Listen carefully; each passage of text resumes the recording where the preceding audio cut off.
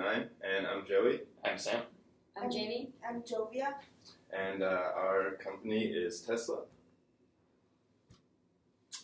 So a little bit about what we're going to be discussing today, starting with company products, and we're going to move into company history, team and board, organizational structure, organizational network, then move into industry and task environment, organizational environment, competitive position, the SWOT analysis, and then relative cost and willingness to pay. So starting with the products and services. So Tesla is a cutting-edge company, does the majority of their business in the electric automobile market. They design, manufacture, and use their own retail channel to sell their vehicles. They operate also a much smaller, lesser-known segment, their energy generation and storage segment.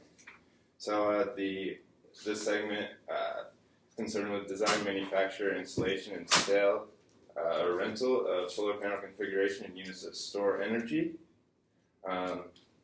So moving on to the electric car market as a whole, Tesla is growing quickly in terms of market share, only 14% in 2014, and 2016 it's up to 30%.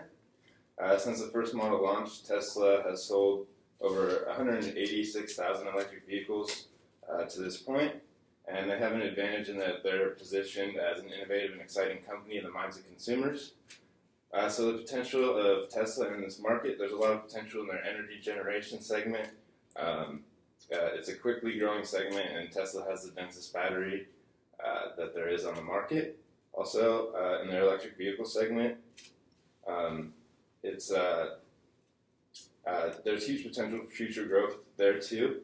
As of 2016, Tesla was succeeding in the electric vehicle market, when that market only accounted for 0.86% of vehicle sales worldwide. But by 2020, it's expected to be at 35%. So that, combined with Tesla's growth, can only bode well for the future of Tesla. So I'm going to go over some company history. Tesla was founded in 2003 in San Carlos, California. In 2008, they came out with their first car, the Tesla Roadster. Shortly after, in 2010, they IPO'd with 13.3 million shares for $17 each. In 2012, they came out with the Model S as well as charging stations. And by 2015, the Model S became the world's best-selling fully electric car. In late 2015, Tesla released their SUV, the Model X. And in March of 2016, Tesla announced the Model 3 and set its release date to sometime in 2017. Tesla has had some hurdles to jump over, though.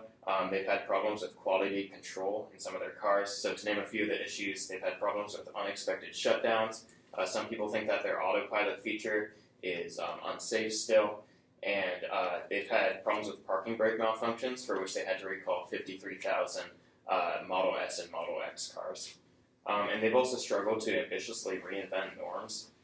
So they run their own dealerships, which is kind of unique for a car company. And they install their own charging stations all over the world. So building and maintaining that much infrastructure is pretty expensive, and it makes their operating margin pretty low at negative 17.7%. So for the team and board, we'll start with Elon Musk. He's an engineer and entrepreneur and the CEO of Tesla since 2008. He played a huge role in Tesla's founding back in 2003. And he also played roles in the founding of PayPal, Zip2, SolarCity, and SpaceX. J.B. Straubel is Tesla's chief technical officer in charge of most of the company's R&D. He is also a co-founder of Tesla and a close friend of Elon Musk, and he's on the board of directors for SolarCity.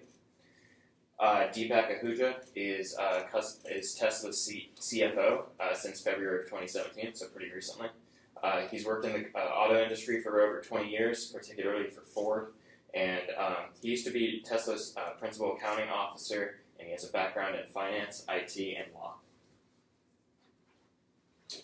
So now we'll take a look at organizational structure, starting with their functional approach that they use. And what that is, it's where an organization is broken up into groups that specialize in different aspects of the corporation.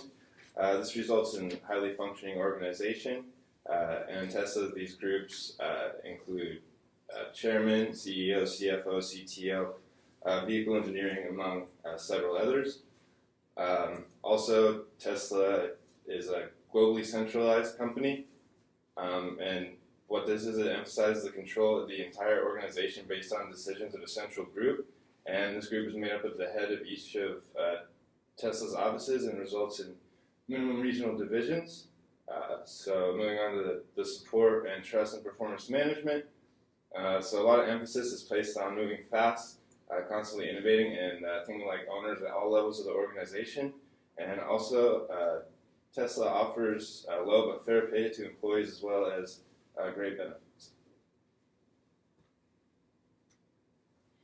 For the Tesla organizational design, it works from the top down. So that means that it's the functional structure, which means that it's work in the group people that for that group. Such for example, they have manufacturing, engineering, and HR. So whoever works in that group, if they move on, will be within that group. And for the organizational network, advice and trust network is stemmed from the top down. So whoever has the most power will have the most trust and advice. Secondly, communication network is also flow from the top down. It's really difficult for Tesla people from the bottom to communicate with the people from the top. And lastly, division of labor. So corporate manager will decide each of the different divisions. Now let's talk about the industry and the tax environment. To begin with, let's take a look at the big picture of the whole car manufacturing industry. Under the bigger picture of the industry is described rather exciting and quickly growing. But under this big picture, Tesla is under the pressure. Under pressure from competitive companies such as BMW, Audi, and etc. Also, we should focus on the target customers.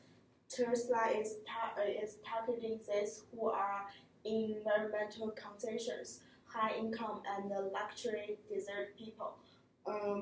Also different from the majority. Tesla is both the manufacturer and the retailer of its own product.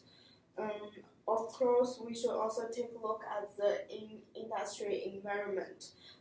Economically, Tesla is a quickly growing industry, even in the recession. Legally, Tesla is facing some unique legal challenges such as car piloting. And for Tesla organization environment is impacted by Porter's 5 forces as follows. Rivalry among existing firms is the highest one because there's a lot of company that try to sell. Car company that try to sell electric cars within in the industry with a lower price. Secondly, threat of substitute products is also high as well because there are a lot of competitors that sell cars with the same model, such as Toyota, Nissan, Ford, and a third one, bargaining power of buyer is medium-high. Fourth one is threat of new entrants in medium, and last one is bargaining power of supplier is medium-low. For the blue ocean, there are 3 of them that impact the most. First one, strategic groups within the industry. So the people that Tesla have to do to meet the guide, so that in order for them to be able to get on the road, such as the government. Second one, the complementary products and service offering. So Tesla have to watch out the new technology coming out, such as cell phone and music devices. Lastly, looking across time, because Tesla is an electric car company, so they have to be watch out and catch up the innovation technology to be able to stay ahead of the industry. For the social, corporate social responsibility, great history, Tesla about below the average, about 49% out of 100, and they are rated highest among the employee and lowest among the environment. Regarding competitive position, Tesla has the most market share in the electric car industry. mostly thanks to their bestseller, the Model S. Chevy is their biggest competitor in that industry due to the success of the Chevy Volt, but the two companies differ quite a bit in terms of their positioning. So Tesla has a niche marketing strategy. They only manufacture mid to high price electric cars, nothing else. Chevy, on the other hand, has a mass marketing strategy. They make cars of all types for all people. Tesla uses needs-based positioning. By manufacturing a few electric cars and nothing else, they only appeal to the needs of their target market, whereas Chevy has value-based positioning. They compare themselves to other similar companies like Ford and Dodge and try to offer similar features at affordable rates. Tesla has standardized product lines, so they sell the same cars everywhere in the world, whereas Chevy has adaptive product lines. They sell different cars in different regions, so the Chevy Cell 3, for example, is only sold in Asian and South American markets. They both have functional operating models. However, Tesla's is US-based. So everything for Tesla goes through corporate offices in the US, whereas for Chevy, they have regional divisions. One advantage that Tesla has that Chevy doesn't is a first mover advantage in the electric car industry, however. So they're kind of like a basis of comparison for other automakers who want to start making electric cars. Now let's look at take a look at both the SWOT and the value analysis of Tesla. Comparing to any other companies, Tesla has many strengths. It has the ability to develop advanced technology on their own, and they have the ability to supply most of the components with the company, so it can control both the quality and the expense. And there are also weakness. R&D of Tesla is literally burning cash in tens of millions. So Tesla is under a huge debt. For the opportunities, Tesla is launching a new Model 3, and it's now targeting the new market, which is the middle class. And also many people are doing online purchasing, and more customers are care about the environment. Also for the threats, firstly, the competitive market is really tough, and because Tesla is under huge debt, it has no ability to fund the upcoming mass production. Alright, so on our last slide, we'll begin with analysis of the relative costs. So the direct selling model allows for Tesla to save on costs, since they don't have to sell their vehicles cheaper to dealerships than they would a consumer. Also, they have opened a revolutionary gigafactory, which the sheer size of it reduces costs due to economy of scales, while producing cutting-edge, powerful lithium-ion batteries. And now we'll look at the analysis of relative willingness to pay. So Tesla target customers are people with high incomes who are environmentally conscious. Their main attraction is the fact that they are the highest quality electric vehicles on the market, and Consumer Report has ranked them as the #1 electric vehicle, just above the Chevy Volt. Value is also added by the fact that Tesla is known as an innovative company. Tesla's direct selling model, again, is something the customers will pay more because they know that they're selling them at a price that the dealerships don't affect. And also, another thing that consumers will pay more for is the environmental responsibility shown by Tesla. And thank you. That is our presentation.